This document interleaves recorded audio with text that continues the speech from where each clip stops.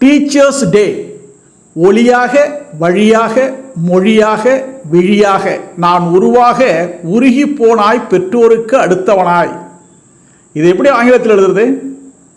as light, way, language and sight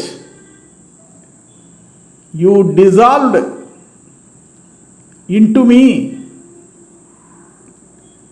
You are next to my parents. As light, way, language and sight you dissolved into me. You are next to my parents.